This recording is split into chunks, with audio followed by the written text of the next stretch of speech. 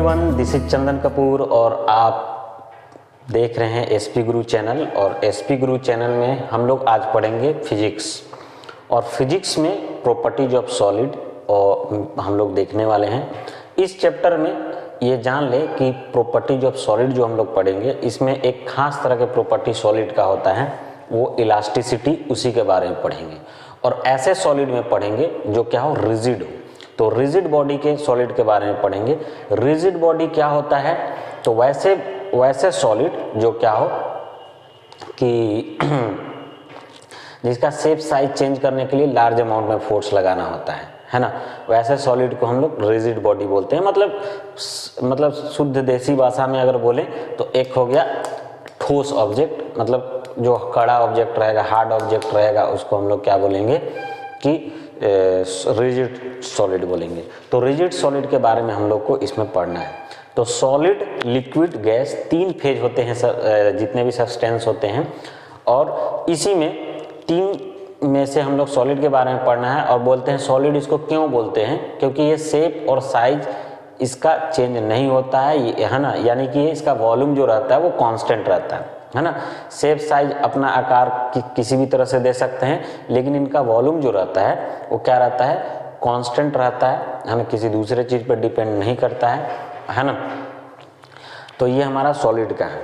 अब हम लोग इसमें इस चैप्टर में जो पढ़ने वाले हैं, ये चैप्टर में थ्योरी है, और ये थ्योरी बहुत इंपॉर्टेंट है। इस थ्योरी से रिलेटेड जो क्वेश्चन आएंगे वो न्यूमेरिकल जो क्वेश्चन आएंगे, तो न्यूमेरिकल क्वेश्चन बाकी जो मैकेनिक्स हम लोग पढ़े हैं उससे इनका लेवल कम रहता है। इसमें केवल हम लोग को कॉन्सेप्ट एकदम स्ट्रांग होना चाहिए तो क्वेश्चन बनता है, ठीक है। सो हम लोग इसको स्टार्ट करते हैं। स्टार्ट करने से पहले हम लोग जब सॉलिड के बारे में पढ़ते हैं तो हम लोग बोलते हैं कि सॉलिड के मॉलिक्यूल पास पास होते हैं।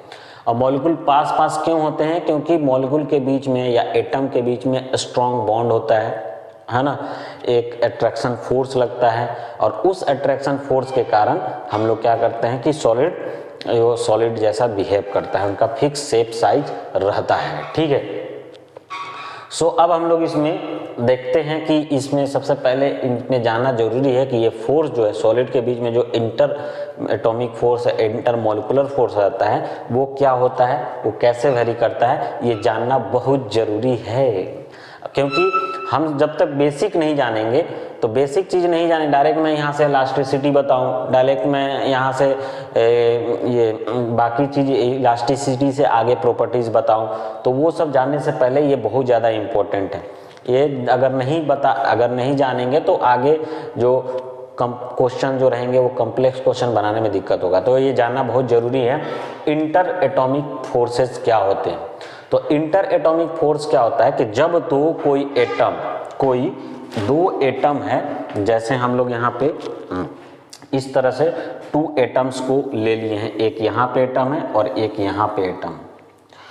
अब हम लोग जानते हैं एटम के अंदर न्यूक्लियस होता है, इसके चारों तरफ इलेक्ट्रॉन घूमते रहता है, इलेक्ट्रॉन क्लाउड होता है, इलेक्ट्रॉन घूमते रहता है।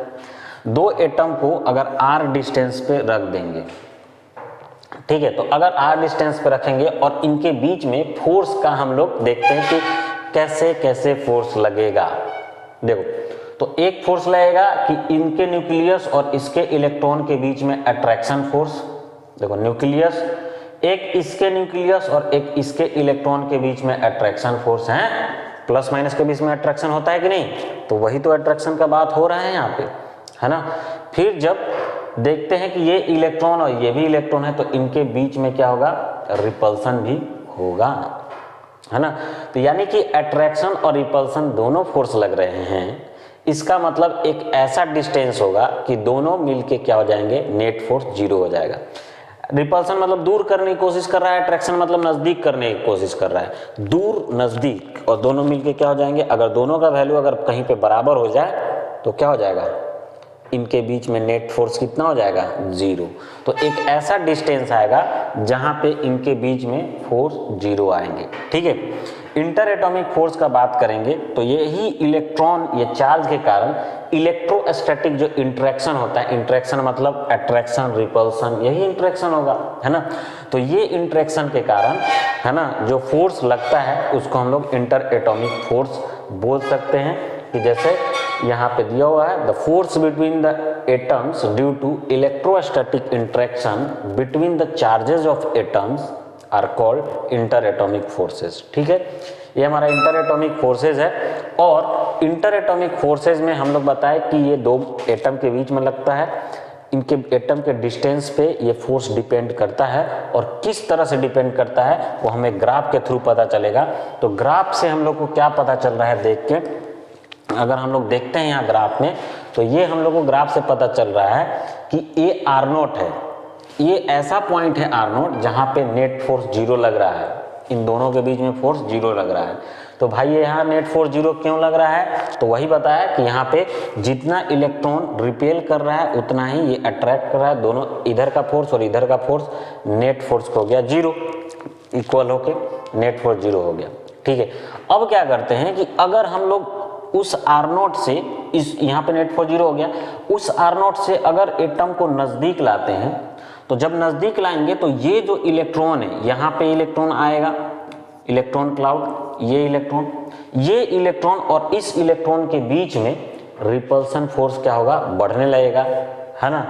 अट्रैक्शन फोर्स से रिपल्सन फोर्स ज्यादा हो जाएगा, यानी कि नेट फोर्स क्या हो जाएगा, रिपल्सिव होगा। याद रहे, जो फोर्स रिपल्सिव होता है उसे पॉजिटिव लेते हैं, अगर फोर्स नेगेटिव है इसका मतलब फोर्स कितना कैसा लग रहा है कि पॉजिटिव फोर्स लग रहा है। तो फोर्स में पॉजिटिव नेगेटिव का केस इलेक्ट्रोस्टैट में आता है।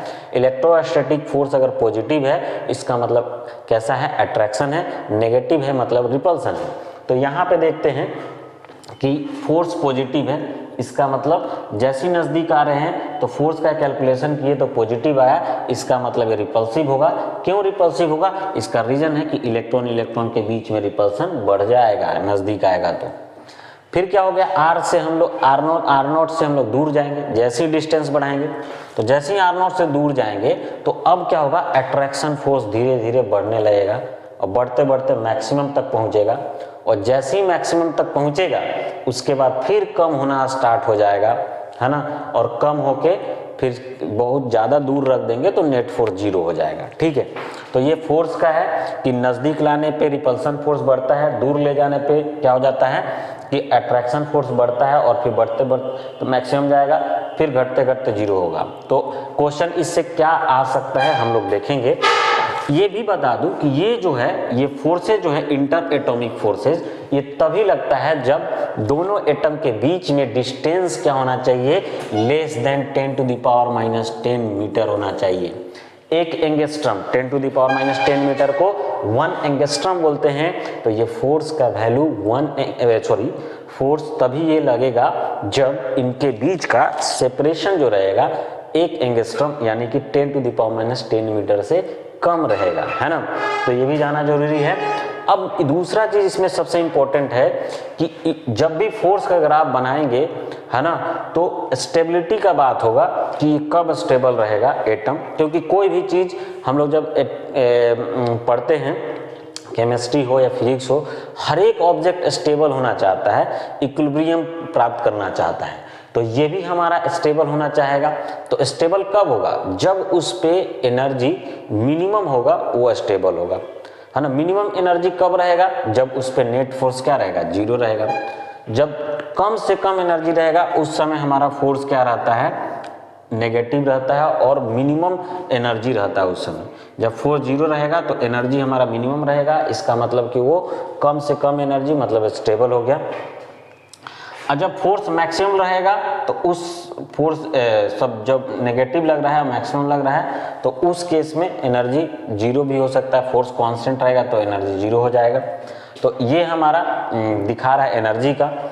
याद रहे हाइड्रोजन के लिए R0 का वैल्यू, याद रहे R0 कौन सा है, वैसा वैल्यू जहां पे इन दोनों एटम के बीच में फोर्स कितना लगे, 0 लगे, इंटर एटॉमिक फोर्सेज जो है वो 0 रहे, वैसा है R0 डिस्टेंस। तो हाइड्रोजन एटम के लिए R0 का वैल्यू होता है 0.74 एंगस्ट्रम, है ना, 0.4 एंगस्ट्रम।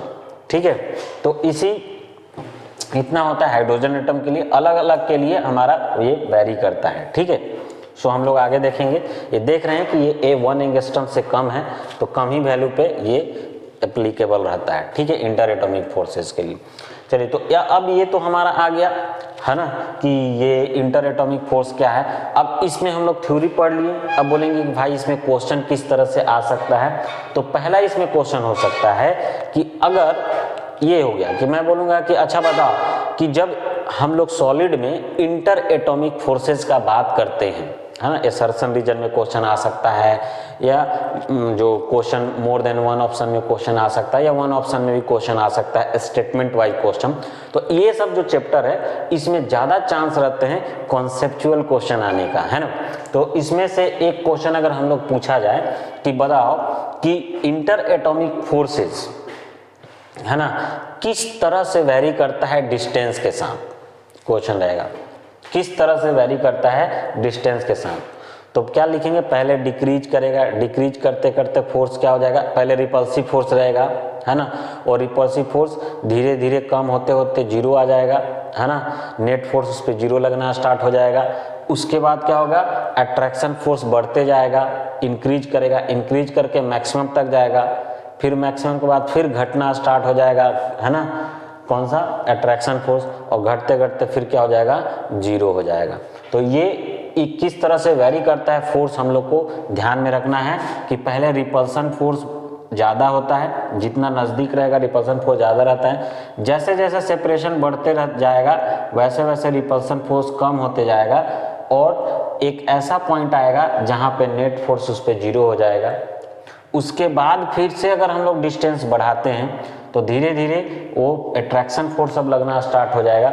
वो अट्रैक्शन फोर्स जैसे जैसे डिस्टेंस बढ़ाएंगे वैसे वैसे बढ़ते जाएगा, बढ़ते बढ़ते मैक्सिमम तक जाएगा। उसके बाद फिर डिस्टेंस बढ़ाएंगे तो फिर ये अट्रैक्शन फोर्स कम होते जाएगा, और कम होते होते फिर ज़्यादा डिस्टेंस होने पे फिर जीरो हो जाएगा। ठीक है, तो इस तरह से हमारा इंटर एटॉमिक फोर्स बढ़ता है। तो कब बढ़ता है कब घटता है ये हम लोग को ध्यान में रखना है कि पहले ये रिपल्सन फोर्स कम होता है, फिर अट्रैक्शन फोर्स बढ़ता है, फिर बढ़ने के बाद फिर अट्रैक्शन फोर्स घटता है और घट के जीरो हो जाता है। तो ये हम लोग को इस तरह से क्वेश्चन आता है। आप लोग क्वेश्चन अगर प्रैक्टिस करेंगे, आगे हम लोग और डिस्कस करेंगे, क्वेश्चन का प्रैक्टिस कराएंगे। ठीक है, एनर्जी हमारा जहाँ फोर्स जीरो होगा वहाँ पे एनर्जी कांस्टेंट रहेगा, या है ना, फोर्स एनर्जी कांस्टेंट रहेगा तो हमारा एनर्जी वहाँ पे रिप्रेजेंट किया जा रहा है। तो ये इंटर एटॉमिक फोर्सेस का बात हुआ है ना। ये जानना बहुत जरूरी है इंटर एटॉमिक फोर्स को, कि क्यों बता रहे हैं, हम तो इलास्टिसिटी में पढ़ेंगे भाई। इसमें इसलिए जानना जरूरी है कि हम डायरेक्ट अगर इलास्टिसिटी अगर बता देंगे, है ना, तो हवा में पढ़ लोगे, लेकिन फिर क्या होगा, क्वेश्चन नहीं बनेगा तो फिर बोलोगे क्वेश्चन क्यों नहीं बन रहा है ना। तो क्वेश्चन नहीं बनने का यही एक ही कारण होता है कि हम लोग क्या करते हैं ना, हड़बड़ी में एकदम इतना ज़्यादा होता है कि हमको कि तुरंत करना है कंप्लीट, है ना। उसके चक्कर में इम्पोर्टेंट चीज़, बेसिक चीज़ छोड़ देते हैं, और जब क्वेश्चन बनाने बैठते हैं तो बोले तो पढ़ लिए हैं फिर भी क्वेश्चन नहीं बन रहा है। अरे क्यों बनेगा जब तुम्हारा बेसिक स्ट्रॉन्ग नहीं है। तो इसीलिए ये जानना जरूरी है इंटर एटॉमिक फोर्सेस के बारे में। इंटर एटॉमिक फोर्सेस के बाद अब आता है inter molecular forces. Inter molecular force same वैसी हैं, बस एटम को हटा के क्या रख दो, मॉलिक्यूल रख दो। दो मॉलिक्यूल रख देंगे आमने सामने, उनके बीच का सेम वैसी फोर्स लगेगा। जैसे जैसे नज़दीक लाएंगे रिपल्सन फोर्स होगा, और R0 से जैसे जैसे दूर जाएंगे अट्रैक्शन फोर्स बढ़ेगा, बढ़ते बढ़ते मैक्सिमम जाएगा। सेम ग्राफ रहेगा, है ना। तो इंटर मॉलिक्यूलर फोर्स भी हमारा सेम रहेगा, बस ये मॉलिक्यूल के बीच में इंटरेक्शन रहेगा, दो मॉलिक्यूल के बीच में इंटरेक्शन रहेगा। तो force between the molecule due to electrostatic charge, electrostatic interaction between the charge of the molecules are called intermolecular forces। याद रहे, इस इंटरमोलिकुलर फोर्स का एक और नाम है जिसको वंडर वॉल फोर्स भी से नाम से भी जानते हैं। ये फोर्स है जिसका नाम है वंडर वॉल फोर्सेस। या ये जो इंटरमोलिकुलर फोर्स जो होता है ये कमजोर होता है इंटर एटॉमिक फोर्स से। तो इंटर एटॉमिक फोर्स से ये कमजोर भी होता है ना। इसमें भी एक अट्रैक्शन लगेगा और एक रिपल्सन लगेगा, तो दोनों फोर्स मिला के नेट फोर्स को हम लोग कैलकुलेट करेंगे। इसमें ये होता है कि अट्रैक्शन फोर्स जो होता है वो किसके डिस्टेंस के कैसे वेरी करता है वो हम लोग बता दे रहे हैं। जैसे कि अगर इसमें बात करेंगे तो दो फोर्स होगा, एक हमारा ये अट्रैक्शन और एक रिपल्सन। दोनों को फोर्स को मिला देंगे, दोनों फोर्स वेक्टर को मिला देंगे तो हमारा का नेट फोर्स निकलेगा, है ना।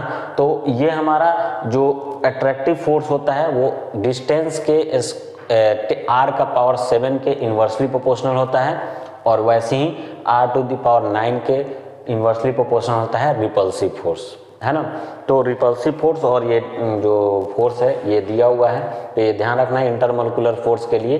तो ये कभी कभी क्या होता है, क्वेश्चंस पूछ देता है कि कैसे वेरी कर सकता है डिस्टेंस इंटरमोलिकुलर फोर्सेज में, तो इस तरह से हम लोग बता सकते हैं, ठीक है। सेम वैसे ही रहेगा जैसा ग्राफ हम लोग पीछे पढ़े थे, सेम ग्राफ इंटरमोलिकुलर फोर्स के लिए वैसे ही रहेगा, इंटर एटॉमिक फोर्स के लिए जैसा था वैसा ही रहेगा। बस ये ध्यान रखेंगे कि ये इंटरमोलिकुलर फोर्स जो होता है वो उनके में जो फोर्सेस जो लगते हैं वो इंटर एटॉमिक फोर्सेस से कम स्ट्रॉन्ग रहते हैं, और इसका एक और नाम है जो यहाँ पे दिख रहा है हम लोग को, वंडर वॉल फोर्सेस। तो इसको वंडर वॉल फोर्स भी के नाम से भी हम लोग जान सकते हैं, ठीक है।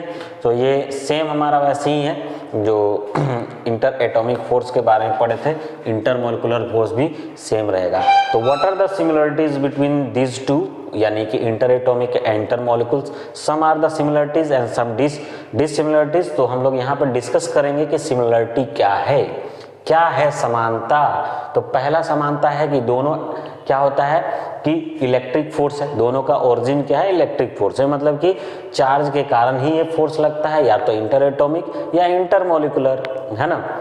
दूसरा हमारा ये भी है कि दोनों जो होते हैं बहुत शॉर्ट डिस्टेंस के लिए होते हैं। हाँ, मैं तो बताना भूल गया कि ये जैसे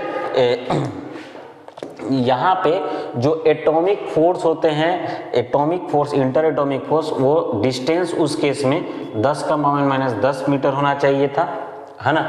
लेकिन अगर इंटर एटॉमिक मॉलिकुलर फोर्स का बात करें तो उस केस में डिस्टेंस 10⁻⁹ मीटर होना चाहिए, है ना। इसका मतलब, कहने का मतलब है कि ये थोड़ा ज़्यादा डिस्टेंस पे काम करता है, मॉलिक्यूल है, मॉलिक्यूल के ज़्यादा डिस्टेंस हो गया इसी कारण से, है ना। लेकिन दोनों देखा जाए तो शॉर्ट डिस्टेंस फोर्सेज है, कम डिस्टेंस रहेगा तभी ये फोर्स लगेगा, नहीं तो इस फोर्स को कोई लेना देना नहीं है, ठीक है।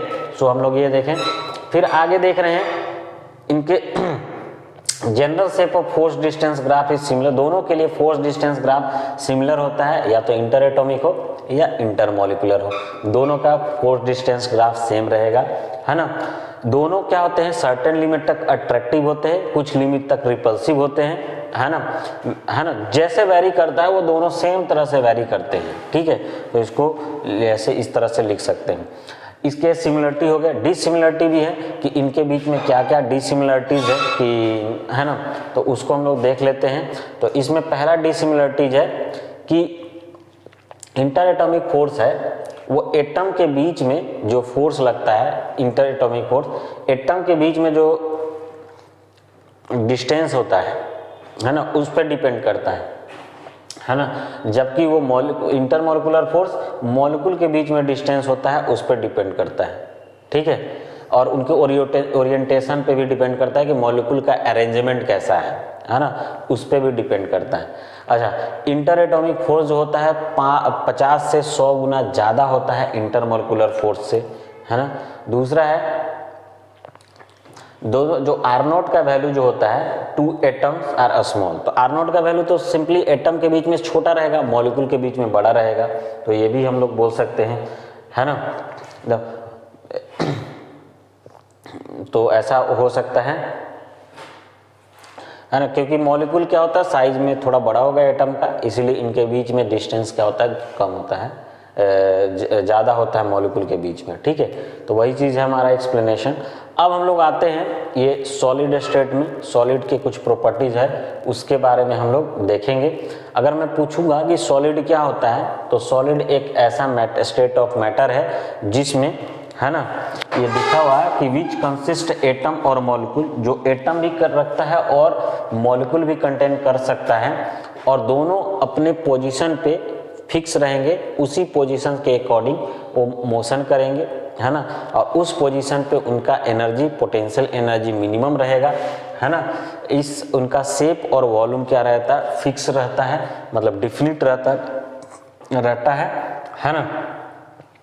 तो इसी तरह से इस तरह के सॉलिड को हम लोग दो पार्ट में बांटते हैं। सॉलिड क्या होगा, अगर बोलेंगे कि ऐसा मैटर जो एटम या मॉलिक्यूल से मिलकर बना होता है, सॉलिड सब्सटेंस, है ना।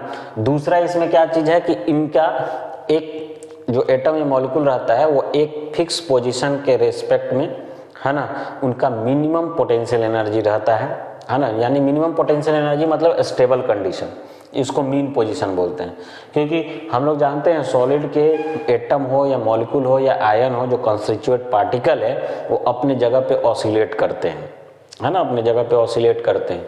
हाँ, तो एक लाइन के अबाउट, एक पॉइंट के अबाउट ऑसिलेट करते हैं, जिसको मीन पोजीशन बोलते हैं, और वहाँ पे पोटेंशियल एनर्जी जो रहता है मिनिमम रहता है। ठीक है, इस सॉलिड का शेप और वॉल्यूम दोनों क्या रहते हैं, कांस्टेंट रहते हैं, है ना, फिक्स रहते हैं, डिफिनिट होते हैं, है ना। सॉलिड को इसी तरह से दो भाग में क्लासिफाइड किया गया है, एक को क्रिस्टलाइन सॉलिड बोलेंगे और दूसरे को ग्लासी या एमॉर्फस सॉलिड बोलते हैं। दोनों में बस थोड़ा सा यही डिफरेंस है कि जो क्रिस्टलाइन सॉलिड और ये सब डिस्टेंस, इसमें डिफरेंस यही है कि क्रिस्टलाइन में मॉलिक्यूल का अरेंजमेंट क्या होता है, रेगुलर होता है ना। एक 3 डायमेंशन में मॉलिक्यूल का अरेंजमेंट रेगुलर होता है। जैसे फॉर एग्जांपल जब हम लोग प्रेयर करते हैं तो प्रेयर में जब देखते हैं तो क्या होता है, खड़े हैं प्रेयर में, तो उस समय जब सारे टीचर लोग भी प्रेजेंट रहते हैं तो उस समय जितने भी स्टूडेंट हैं एक पर्टिकुलर लाइन बना के खड़े रहते हैं, बैठे रहते हैं।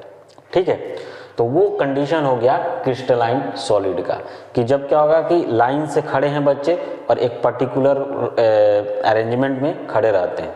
तो जो अगर स्टूडेंट का बात करें तो वो स्टूडेंट कैसा काम किया, एक एटम के जैसा काम करेगा, मॉलिक्यूल के जैसा काम करेगा, और वो एक पर्टिकुलर मैनर में अरेंज है ना।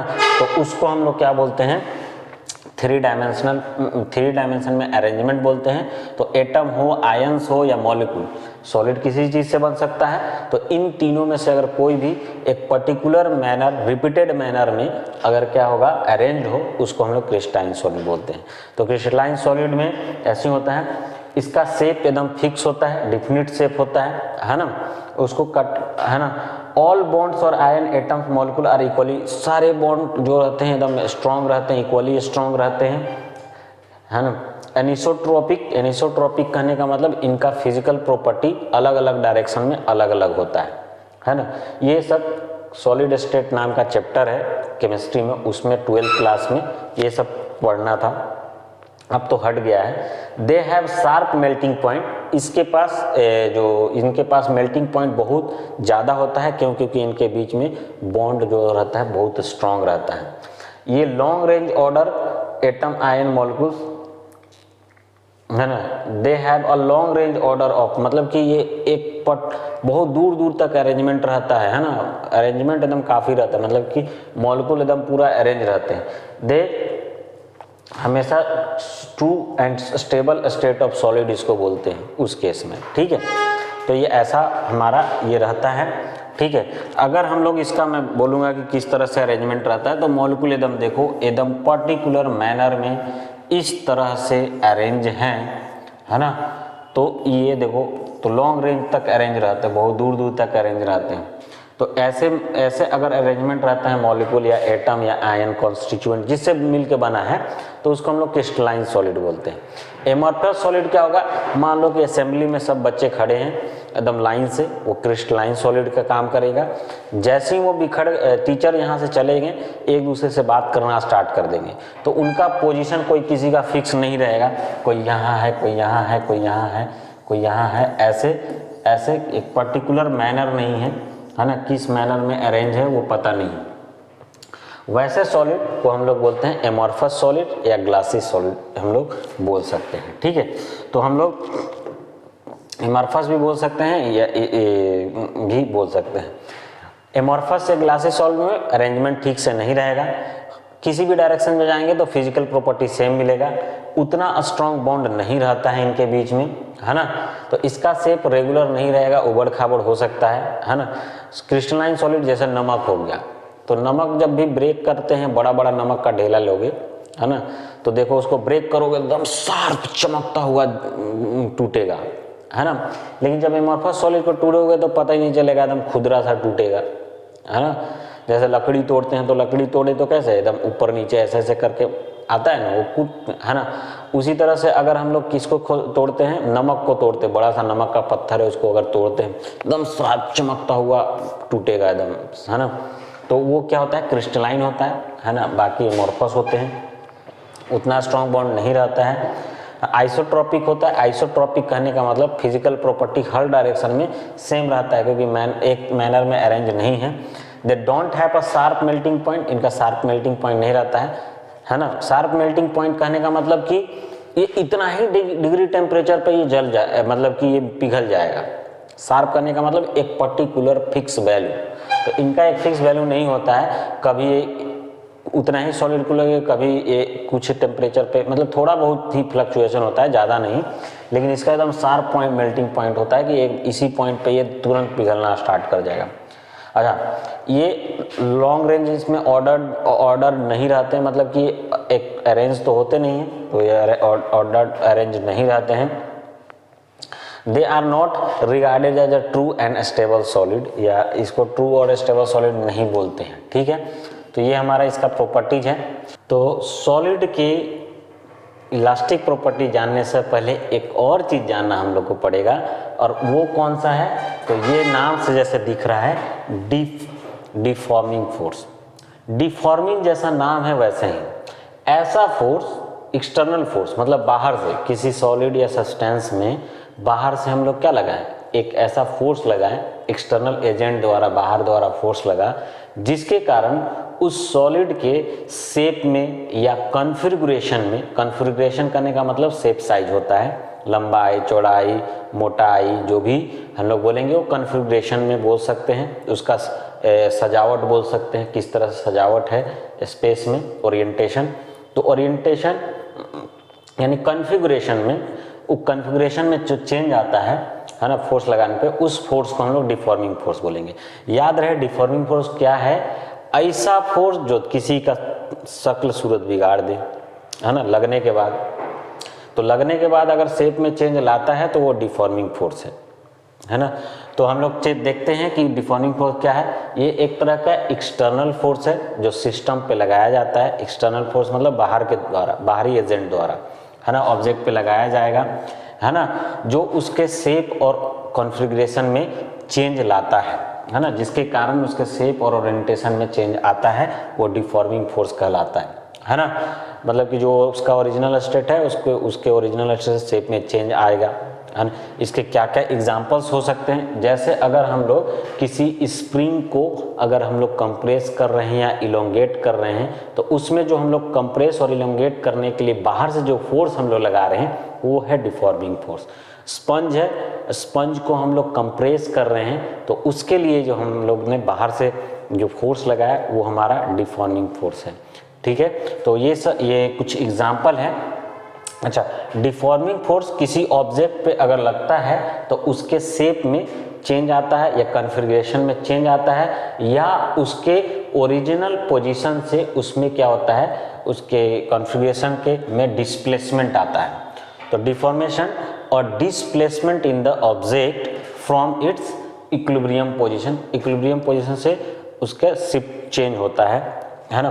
तो ये डिफॉर्मिंग फोर्स होता है। इसके एग्जांपल के लिए कि अगर स्प्रिंग को हम लोग स्ट्रेच कर देंगे, कंप्रेस करेंगे, स्पंज को कंप्रेस करेंगे, या किसी मेटल को अगर हम लोग बेंड करते हैं, तो ये सब एग्जांपल किसका है, डिफॉर्मिंग फोर्स का है।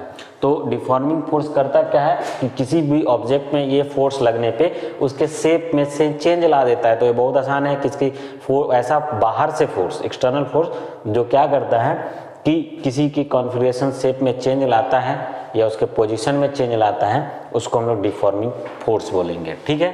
तो ये डिफॉर्मिंग फोर्स एक्सटर्नल फोर्स है, ये कुछ भी हो सकता है ना।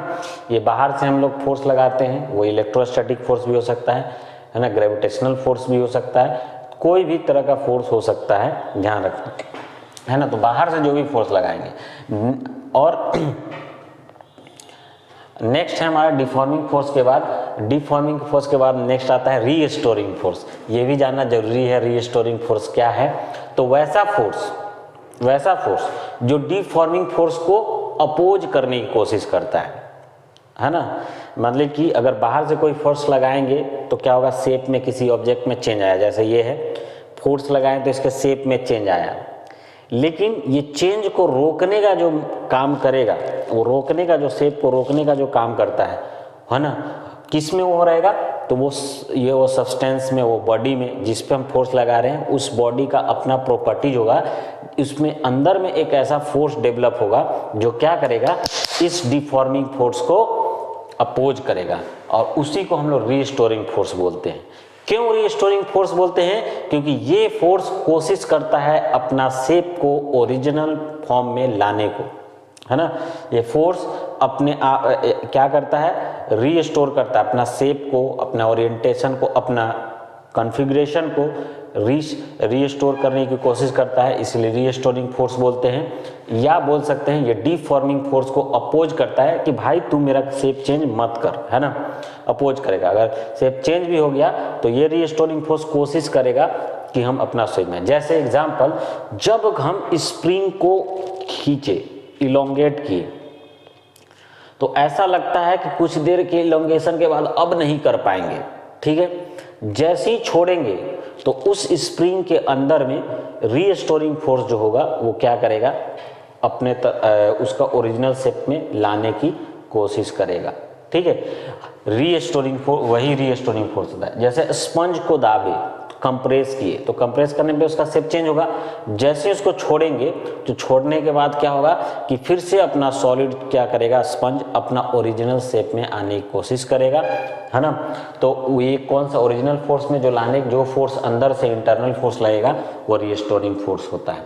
तो अगर हम लोग बात करें, ये एक external, this is a force exerted by a system, ये सिस्टम के द्वारा ही फोर्स लगाया जाता है, ये बाहर से फोर्स नहीं लगता, ये सिस्टम के अंदर ही फोर्स लगाया जाता है in response to deforming force, deformation, है ना, जो डिफॉर्मेशन हो गया है इसको रिस्पॉन्स में, उसको जवाब देने के लिए ये अंदर से फोर्स लगाया जाता है, यानी डिफॉर्मेशन को रोकने के लिए, अपने ओरिजिनल शेप में फिर से वापस आने के लिए, है ना, इक्विलिब्रियम स्टेट में ये फोर्स लगता है ना। तो ये जानते हैं रीस्टोरिंग फोर्स जो होता है वो डायरेक्टली प्रोपोर्शनल होता है, जितना डिफॉर्मेशन हुआ है, जितना डिफॉर्मेशन हुआ है उसका वो डायरेक्टली प्रोपोर्शनल होता है। यानी कि रीस्टोरिंग फोर्स जो होता है, रीस्टोरिंग फोर्स के बहुत सारे एग्जांपल है, जैसे स्प्रिंग फोर्स है, तो स्प्रिंग फोर्स भी एक तरह का रीस्टोरिंग फोर्स है। तो ये जो होता है वो किसके प्रोपोर्शनल होता है, तो जितना डिफॉर्मेशन हुआ है वो डिफॉर्मेशन के प्रोपोर्शनल होता है, लेकिन ये अपोजिट डायरेक्शन में फोर्स रहता है। जिस डायरेक्शन में डिफॉर्मेशन होगा उसके जस्ट अपोजिट होगा, जैसे डिफॉर्मेशन इधर हो गया तो इसको क्या करेगा, इधर करने की कोशिश करेगा, अपोजिट डायरेक्शन में। तो ये डिफॉर्मेशन के अपोजिट डायरेक्शन में लगता है ना, opposite direction to the applied force, deforming force. ये हाँ, यानी कि रीस्टोरिंग फोर्स का डायरेक्शन जो रहेगा हमेशा डिफॉर्मिंग फोर्स के डायरेक्शन के अपोजिट रहेगा, ये भी जानना जरूरी है। इसका मेन पर्पस होता है कि डिफॉर्मिंग फोर्स को काउंटर करना, है ना, काउंटर करके अपने ओरिजिनल स्टेट में आना। तो रीस्टोरिंग फोर्स डिफॉर्मिंग फोर्स को काउंटर करके, है ना, क्या करता है, सिस्टम को अपने ओरिजिनल स्टेट में लाने की कोशिश करता है, तो वो हमारा रीस्टोरिंग फोर्स है ना। ये रीस्टोरिंग फोर्स सिस्टम में खुद बनता है, जैसे स्प्रिंग में स्प्रिंग फोर्स हो जाएगा, स्पंज में भी फोर्स होगा, रॉड में देखेंगे जब रॉड को मोड़े में तो उसमें भी एक फोर्स आएगा, इलास्टिक फोर्स, वो हमारा क्या करता है, अपने ओरिजिनल शेप में आने की कोशिश कराता है, ठीक है। तो ये हमारा है, किसके बारे में हम लोग जाने, रीस्टोरिंग फोर्स के बारे में। जब हम लोग किसी ऑब्जेक्ट में फोर्स लगाएंगे तो फोर्स दो तरह के हम लोग फोर्स लगा सकते हैं, या तो डिफॉर्मिंग फोर्स या क्या होगा, रीस्टोरिंग फोर्स। तो डिफॉर्मिंग फोर्स जरूरी थोड़ी है कि सारे सॉलिड डिफॉर्म हो, और ज़रूरी थोड़ी है कि अगर डिफॉर्म हो गए तो सारे सॉलिड अपने ओरिजिनल स्टेट में आ जाते हैं, ऐसा तो होता नहीं।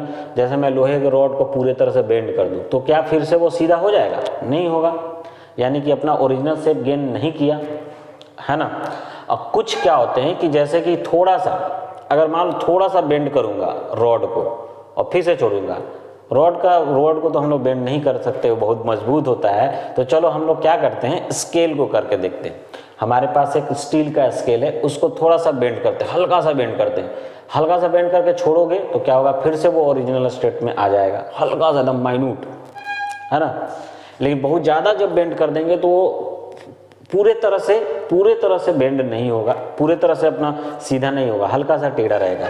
जैसे फॉर एग्जांपल अगर हम लोग ये मान लो कि हमारे पास स्टील वाला ये स्केल है, इसको मैंने हल्का सा बेंड कर दिया तो कोई दिक्कत नहीं है, तुरंत अपना ओरिजिनल शेप में आएगा। लेकिन मैं इस स्केल को ऐसे बेंड करके छोड़ दूंगा तो क्या होगा कि ये ऐसा बन जाएगा, स्केल ओरिजिनल शेप में आने की कोशिश करेगा, बट क्या होगा कि पूरे तरह से ओरिजिनल शेप में नहीं आएगा, है ना। कुछ क्या होता है कि तुरंत ओरिजिनल शेप में आ जाता है, तो कुछ नहीं आता है। तो ये जो है, ये जो वैलिड होता है, ये जो हम लोग बोल रहे हैं कि जो रीस्टोरिंग फोर्स जो होता है वो इन्वर्सली डायरेक्टली प्रोपोर्शनल डिफॉर्मेशन के होता है। तो ये हम लोग इसलिए बोल रहे हैं क्योंकि ये स्मॉल डिफॉर्मेशन, छोटा सा डिफॉर्मेशन के लिए वैलिड है ना। तो सॉलिड के बहुत सारे प्रॉपर्टीज होते हैं, उसी में से एक ऐसा प्रॉपर्टी है जो क्या होता है कि सॉलिड अपना ओरिजिनल शेप गेन करना चाहता है, ठीक है। सॉलिड के इस प्रॉपर्टी को हम लोग क्या बोलते हैं, इलास्टिसिटी बोलते हैं, और यही चैप्टर का नाम है इलास्टिसिटी। यानी कि हम इस चैप्टर में पढ़ेंगे कि सॉलिड अपने ही ओरिजिनल शेप में आने के लिए क्या करेगा, कितना फोर्स लगाएगा, कितना लेंथ चेंज आएगा, है ना। तो इसी प्रॉपर्टी के बारे में हम लोग डिस्कस करेंगे, यानी कि इलास्टिसिटी। इलास्टिसिटी क्या है, तो सॉलिड का एक ऐसा प्रॉपर्टी है ना, सॉलिड का एक ऐसा प्रॉपर्टी है जिसमें अगर हम लोग डिफॉर्मेशन फोर्स हटा दिए तो सॉलिड अपना ओरिजिनल शेप गेन कर लेता है ना, या करने की कोशिश करता है। तो ओरिजिनल स्टेट में आने की कोशिश किया या आया, है ना। तो इस सॉलिड के इस प्रॉपर्टी को, यानी कि डिफॉर्मेशन को रोकने का प्रॉपर्टी जो होता है वही इलास्टिसिटी कहलाता है ना। तो इलास्टिसिटी, है ना, इलास्टिक प्रॉपर्टीज में तो स्टैटिक प्रॉपर्टीज ऑफ मैटर पढ़ते हैं, तो उसमें सबसे पहला हमारा टॉपिक आता है इलास्टिसिटी। तो हमारे दिमाग में इलास्टिसिटी आएगा तो पूछेंगे कि इलास्टिसिटी है क्या। तो properties of matter by virtue of which body tends to regain their original shape or size configuration, है ना, after removal of deforming force. तो जैसे ही हम लोग पहले इसको डिफॉर्म कर दिए, बाहर से एक्सटर्नल फोर्स लगा के इसको डिफॉर्म कर दिए, डिफॉर्म करने के बाद इसको जैसे डिफॉर्मेशन फोर्स हटाएंगे तो सॉलिड चाहेगा कि अपना ओरिजिनल शेप गेन कर ले, है ना, अपना जितने भी सॉलिड है वो कोशिश करेंगे कि अपना ओरिजिनल शेप गेन कर लेंगे। यही प्रॉपर्टी होता है सॉलिड का, जो क्या कहलाता है, इलास्टिसिटी कहलाता है। याद रहे कि ये इलास्टिसिटी क्यों होता है, क्योंकि कोई भी चाहता है ऑब्जेक्ट अपना एनर्जी मिनिमम करे। तो जैसे ही हम लोग क्या करते हैं कि जैसे ही किसी ऑब्जेक्ट में डिफॉर्मेशन फोर्स लगाते हैं तो या तो कंप्रेशन, या तो मान लो सॉलिड को कंप्रेस कर रहे हैं, जब कंप्रेस कर रहे हैं तो मॉलिक्यूल क्या आएंगे, जब कंप्रेस करेंगे, याद रखेंगे, जब ये कंप्रेस करेंगे तो मॉलिक्यूल क्या आएंगे, पास आएंगे। पास आने के कारण क्या होता है, इनके बीच में रिपल्सन फोर्स बढ़ जाता है, और यही रिपल्सन फोर्स कैसा काम करेगा, रीस्टोरिंग फोर्स का काम करेगा। तो रीस्टोरिंग फोर्स कुछ नहीं होता है, एक तरह से इंटरनल फोर्स होता है, और वो इंटरनल फोर्स एक तरह से इलेक्ट्रोस्टैटिक फोर्स ही होता है, जो सॉलिड के अंदर में मॉलिक्यूल के बीच में रिपल्सन, एटम के बीच में रिपल्सन के कारण होता है। जब ये कंप्रेस किए तो अपना ओरिजिनल शेप में आना चाहेगा।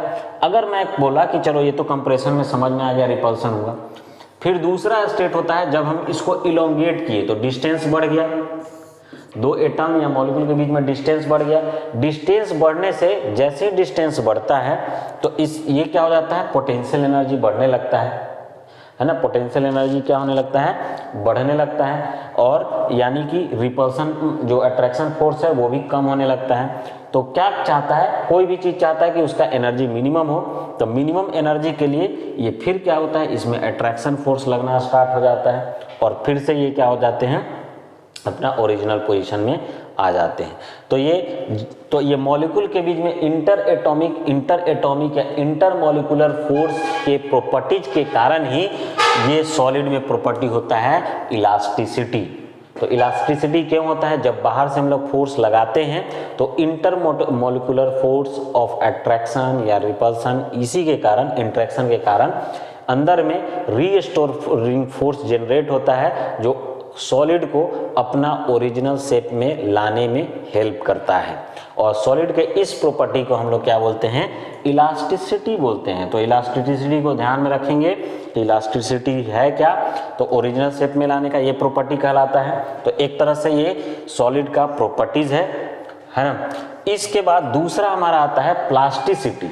प्लास्टिसिटी क्या हो गया कि इमेजिन करे कि हम लोग किसी सॉलिड को क्या किए, बेंड किया, किसी के लंबाई, किसी में फोर्स लगाया, और फोर्स लगाने के बाद उनका शेप चेंज हो गया और रिगेन नहीं कर रहा है, शेप वैसे ही चेंज हो गया है ना, कुछ है ना। तो जो शेप चेंज हो गया है फिर से वो अपना वापस नहीं कर रहा है ना, वापस अपना रिगेन शेप नहीं चेंज कर रहा है, तो उस प्रॉपर्टी को हम लोग क्या बोलते हैं? प्लास्टिसिटी। यानी कुछ सॉलिड में ऐसा प्रॉपर्टी होता है कि अपना ओरिजिनल शेप गेन कर ले, कुछ सॉलिड में ऐसा प्रॉपर्टी होता है कि वो ओरिजिनल शेप गेन नहीं कर पाता है ना। तो जो नहीं कर पाता है उस तरह के सॉलिड को हम लोग क्या बोलते हैं? उस नो नहीं करने का जो पावर हो गया, जो प्रॉपर्टीज हो गया सॉलिड का, वो प्रॉपर्टीज क्या कहलाएगा? प्लास्टिसिटी कहलाएगा। तो properties of matter virtue of which it does not regain the original shape and size after removal of deforming force. तो डिफॉर्मिंग फोर्स जब हटा देंगे तो हटाने के बाद भाई अपना ओरिजिनल शेप अगर नहीं गेन कर पा रहा है तो ये कुछ ना कुछ प्रॉपर्टी के कारण हो रहा है, और वो प्रॉपर्टी सॉलिड का क्या कहलाता है? प्लास्टिसिटी कहलाता है ना। तो ये हर सॉलिड में प्रेजेंट नहीं रहता, अलग अलग सॉलिड में किसी में इलास्टिक प्रॉपर्टी ज़्यादा रहता है, मतलब दोनों प्रॉपर्टी तो रहेगा है ना, किसी में इलास्टिक प्रॉपर्टी रहेगा, प्लास्टिक भी थोड़ा बहुत रहेगा। जैसे मैं बताया कि ये, जैसे एग्जाम्पल के लिए मैं अभी बताया कि ये हमारे पास स्केल है, और स्केल को मैं अगर बहुत ज़्यादा बेंड कर दिया तो ये क्या करेगा कि ये ऐसा बन जाएगा। यानी कि देख रहे हैं कि ये तो ओरिजिनल शेप गेन करने की कोशिश कर रहा है, इसका मतलब कि इसके पास इलास्टिक बिहेवियर है, बट ये ओरिजिनल शेप गेन नहीं कर पाया, इसका मतलब इसके पास प्लास्टिक बिहेवियर भी है। तो किसी भी सॉलिड में ये दोनों बिहेवियर एग्जिस्ट करता है ना। क्या, कौन सा? Elasticity behaviour and plasticity behaviour. तो प्लास्टिसिटी क्या करता है? ऐसा बिहेव सॉलिड का है प्रॉपर्टी जिसके कारण वो अपना ओरिजिनल शेप गेन नहीं कर पाता है, और जो गेन कर लिया वो इलास्टिक प्रॉपर्टी कहलाएगा। तो ये हमारा इसके बारे में, प्लास्टिसिटी के बारे में। प्लास्टिसिटी के बाद आता है परफेक्टली इलास्टिक बॉडी।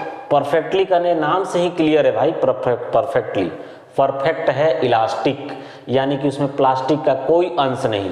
इसका कहने का मतलब क्या हुआ कि अगर मैं किसी सॉलिड में फोर्स लगा रहा हूं और जब पहले ये ऐसा था और फिर से ये जब डिफॉर्मिंग फोर्स हटा दिए, यहाँ से फोर्स लगा रहा हूं मैं, है ना, लेकिन जैसे ही इसको मैं फोर्स को हटाया फिर से एकदम ओरिजिनल शेप में आ गया, एकदम एग्जैक्ट ओरिजिनल शेप में आ गया। इस तरह इस प्रॉपर्टी को हम लोग क्या बोलेंगे? परफेक्टली। इस प्रॉपर्टी के ऐसे टाइप के बॉडी को, जो इस टाइप का प्रॉपर्टी एग्जिस्ट करता है बॉडी में, उसको हम लोग परफेक्टली इलास्टिक बॉडी बोलेंगे। परफेक्टली इलास्टिक बॉडी रियल में एग्जिस्ट नहीं करता है ना।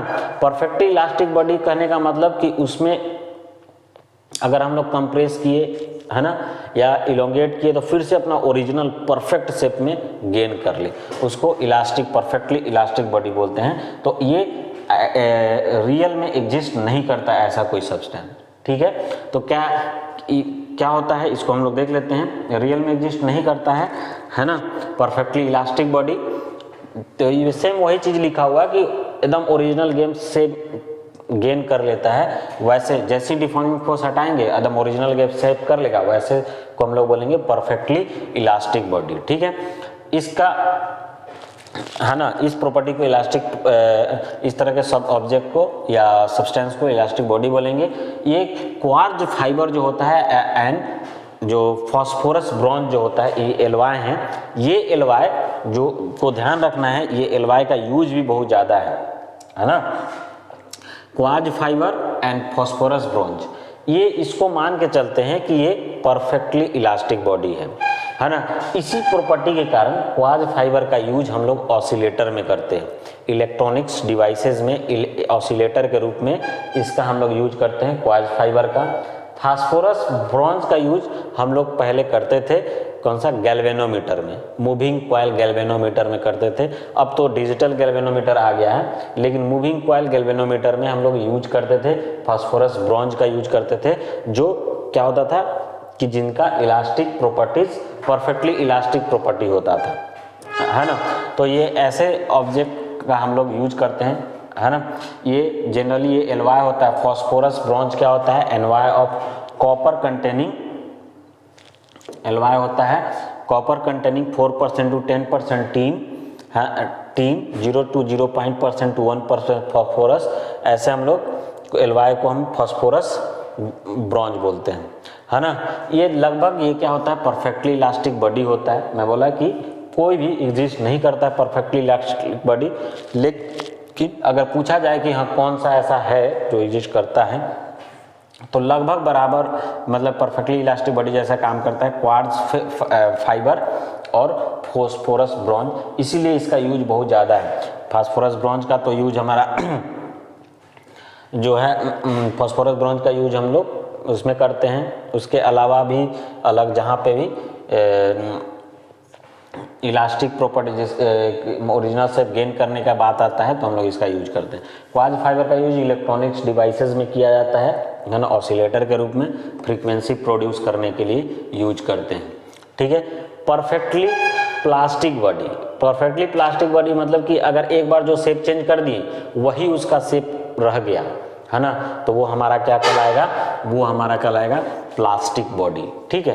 तो अपना वो रिकवर करने की कोशिश ही नहीं करेगा भाई, तो वैसे ऑब्जेक्ट को परफेक्टली प्लास्टिक बोलते हैं। तो वैसा कोई ऑब्जेक्ट होता नहीं है, कोई ना कोई ऑब्जेक्ट जब भी हम लोग फेंड करेंगे तो वो कुछ ना कुछ अपना शेप गेन करने की कोशिश करेगा। तो ये भी हमारा क्या होगा कि ऐसा ये एक तरह का आइडियल कंडीशन है, ऐसा एग्जिस्ट नहीं होता है ना। लेकिन पैराफिन वैक्स, वेट क्ले, ये लगभग परफेक्टली प्लास्टिक बॉडी के रेंज में आता है। लेकिन अगर हम लोग बात करें प्रैक्टिकली, तो प्रैक्टिकली क्या होता है कि कोई भी परफेक्टली इलास्टिक नहीं होता है, कोई भी परफेक्टली प्लास्टिक बॉडी नहीं होता है। तो सब्सटेंस कैसे होते हैं कि दोनों होते हैं, प्लास्टिक नेचर भी शो करेंगे और इलास्टिक नेचर भी शो करेंगे, ठीक है। तो दोनों बिहेवियर को शो किया जाता है, ठीक है। तो दोनों बिहेवियर के बीच में ही कुछ ना कुछ रहेगा, ठीक है। तो ये हमारा परफेक्टली प्लास्टिक बॉडी के बारे में हो गया, ठीक है। नेक्स्ट हमारे पास जो टॉपिक है कि इलास्टिसिटी, यानी कि ये किसी चीज में, किसी बॉडी में इलास्टिक प्रॉपर्टी शो क्यों होता है, इसका रीजन क्या है। तो हम लोग इसमें रीजन देखेंगे कि इलास्टिसिटी क्यों होता है। तो उसके लिए हम लोग फिगर से देखते हैं। हमारे पास फिगर है कि ये एटम है और एटम में ये जो हम स्प्रिंग जो रिप्रेजेंट किया जा रहा है, वो स्प्रिंग कैसा स्प्रिंग क्यों रिप्रेजेंट किया जा रहा है, तो ये स्प्रिंग बॉन्ड को रिप्रेजेंट किया जा रहा है ना, क्योंकि ये परफेक्ट पोजीशन पे ये एटम के बीच में है बॉन्ड बना हुआ। अगर हम लोग क्या करेंगे, इसको मान लो सॉलिड में एक्सटर्नल फोर्स लगा के इसको खींचेंगे, यानी कि इलोंगेट करेंगे, तो इलोंगेट करने से क्या होगा, स्प्रिंग बैक आना चाहेगा अपने ओरिजिनल पोजीशन पे। तो सेम ऐसे ही होता है ना। एटम के बीच में एक परफेक्टली स्टेबल कंडीशन में रहते हैं जहाँ पे मिनिमम पोटेंशियल एनर्जी हो, लेकिन जैसे ही हम लोग इस पे फोर्स लगाते हैं इनके बीच में पोटेंशियल एनर्जी बढ़ जाता है। जैसे स्प्रिंग को खींचने पे पोटेंशियल एनर्जी बढ़ जाता है और स्प्रिंग को जैसे ही डिफॉर्मिंग फोर्स लाने के बाद वो अपना ओरिजिनल शेप में गेन हो जाता है, पोजीशन पे आ जाता है। वैसे ही एटम, दो एटम के बीच में अगर मान लो कि ये सॉलिड सब्सटेंस है, उसमें हम लोग रिपल्सन फोर्स लगाएं तो इनके बीच में एटम के बीच में डिस्टेंस बढ़ता है। डिस्टेंस बढ़ने के कारण, है ना, जब इसको डिफॉर्मिंग फोर्स हटाते हैं तो ये क्या करता है, फिर से lowest potential energy, minimum potential energy पे आना चाहेगा और क्या हो जाएगा, अपना ओरिजिनल शेप गेन कर लेगा, ठीक है। तो सेम ये स्प्रिंग जैसा ही हम लोग बॉन्ड को रिप्रेजेंट करेंगे तो हम लोग को पता चल जाएगा कि क्यों इलास्टिक बिहेवियर शो करता है ना। तो इलास्टिक बिहेवियर क्यों शो करता है, तो एटम एटम के बॉन्ड के बीच में स्टेबल कंडीशन रहता है, मिनिमम पोटेंशियल एनर्जी रहता है।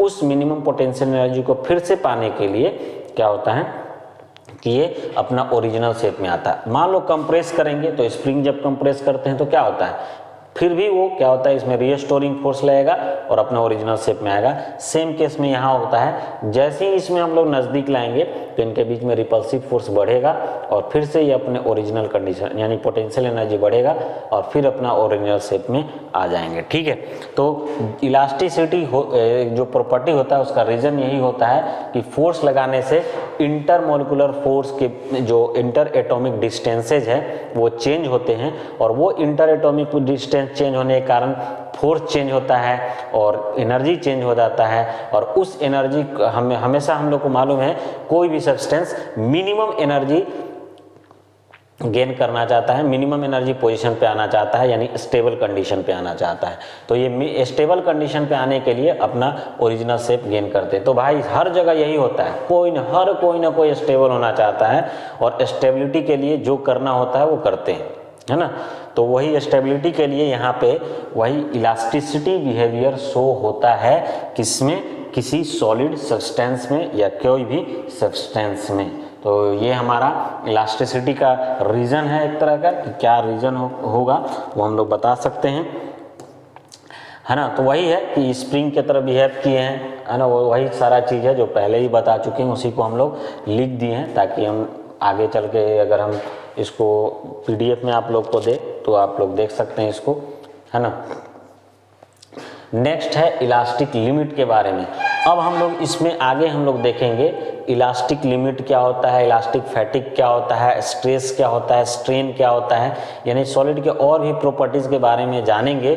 और इसमें हम लोग देखेंगे कि क्या इलास्टिक लिमिट होता है ना, कि और इसमें हम लोग देखेंगे कि अगर मान लो किसी सॉलिड में फोर्स लगाएं तो लगाने से उसके कितना लेंथ चेंज आएगा, तो कितना लेंथ चेंज आएगा वो भी हम लोग देखेंगे, है ना। फोर्स लगेगा तो किस तरह से लगेगा, इसमें स्ट्रेस क्या होता है, स्ट्रेन क्या होता है, स्ट्रेस में रिलेशन क्या होता है और रिलेशन किस कंडीशन में होता है, हुक्स लॉ के बारे में जानेंगे, है ना। तो ये सारा चीज़ हम लोग, फिर मॉडुलस ऑफ इलास्टिसिटी होता है, यंग मॉडुलस, इसका नाम सुने होंगे आप लोग, तो इसके बारे में क्या है तो उसको हम लोग नेक्स्ट लेक्चर में जानेंगे, है ना। तब तक के लिए हैव अ नाइस डे सबको and thank you for watching.